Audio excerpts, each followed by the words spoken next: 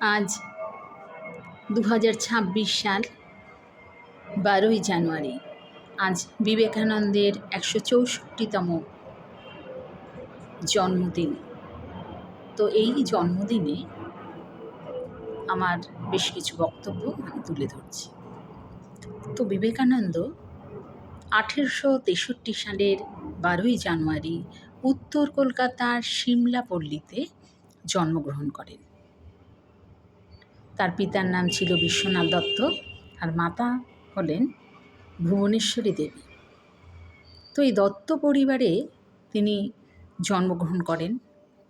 প্রথম জীবনে তিনি যখন স্কুলে পড়তেন তখন তিনি কলকাতা মেট্রোপলিটন স্কুল, কলেজ হল প্রেসিডেন্সি কলেজ, তো সমস্ত জায়গাতেই তিনি বেশিরভাগই প্রথম স্থান অধিকার করেছেন। তিনি ছোটোবেলায় খুব দুরন্ত ছিলেন, তাই তার ছোটোবেলায় তাকে বিলে নামে ডাকা হতো। এরপর তিনি পড়াশুনো করতে করতে হঠাৎই তার বাবা অসুস্থ হয়ে পড়েন। তার মেধার সাথে তিনি পড়াশুনো করতেন। এবার যখন তার পিতা অসুস্থ হয়ে মারা যান, তখন সংসারের সমস্ত কিছু দেখভাল করার জন্য এবং অভাব অনটন ঘোচানোর জন্য তিনি কলকাতা মেট্রোপলিটন স্কুলে শিক্ষকতার কাজ নিলেন। এখান থেকেই তার যাত্রা শুরু।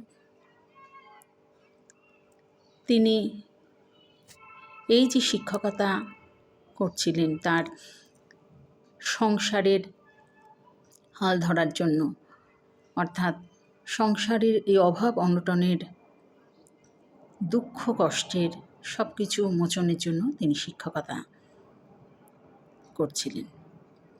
সেই সময় থেকেই তার মধ্যে একটা প্রশ্ন জাগে, জীবন কি? এই যে জীবন কি, ঈশ্বর কি, এই প্রশ্নের উত্তর তিনি কিন্তু কারো কাছে তেমনভাবে পাননি। হঠাৎই একদিন 1880 সাল সুরেন্দ্রনাথ মিত্রের বাড়িতে শ্রীরামকৃষ্ণের সঙ্গে ওই সিমলাপল্লীতে অর্থাৎ কলকাতায় তার সঙ্গে দেখা হয়। এখানে শ্রীরামকৃষ্ণ পরমহংসদেব তার গান শুনে মুগ্ধ হয়ে গেলেন। সেই সময় রামকৃষ্ণ পরমহংসদেব তিনি বিবেকানন্দকে দক্ষিণেশ্বরে যেতে বলে এবং দক্ষিণেশ্বরে বিবেকানন্দ গেলেন। যাওয়ার পর তাকে তার কথাবার্তা শুনে এবং তার আধ্যাত্মিক চেতনা এই সমস্ত শুনে শ্রীরামকৃষ্ণদেব তাকে দীক্ষা দেন। যখন তিনি দীক্ষা দিলেন তখনই তার নাম হলো, অর্থাৎ বিলে নরেন্দ্রনাথ দত্ত থেকে এবার তার নাম হলো স্বামী বিবেকানন্দ। এখানেই স্বামী বিবেকানন্দ হিসেবে আমরা তাকে চিনলাম। তো এইভাবে চলতে চলতে তিনি 1893 সালে আমেরিকার শিকাগো শহরে গিয়ে হিন্দুদের মাহাত্ম্য সম্পর্কে বক্তৃতা দেন। এই বক্তৃতায় সকলেই মুগ্ধ হয়ে তিনি যুব সম্প্রদায়কে উদ্বুদ্ধ করেছিলেন এবং এই যুব সম্প্রদায় তার বক্তৃতায় মুগ্ধ হয়েছিলেন। তাই যখনই এই যুব সম্প্রদায় এগিয়ে আসলো, তারা তাই এই বিবেকানন্দের জন্মদিনটাকে যুব দিবস হিসাবে পালন করতে চায়। তাই আমরা 2026 দাঁড়িয়েও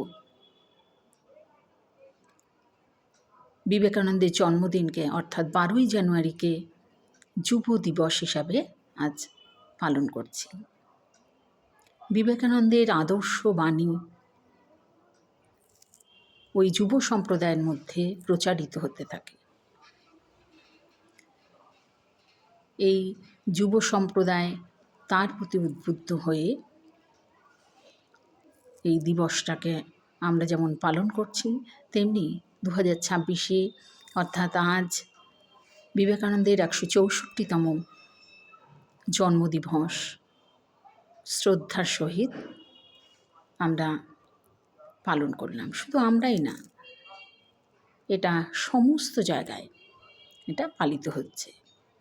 তবে এই যে বিবেকানন্দের যে যুব দিবস হিসাবে দিনটাকে পালন করা হয়, এই বিবেকানন্দ তিনি ছিলেন ইতিবাচক।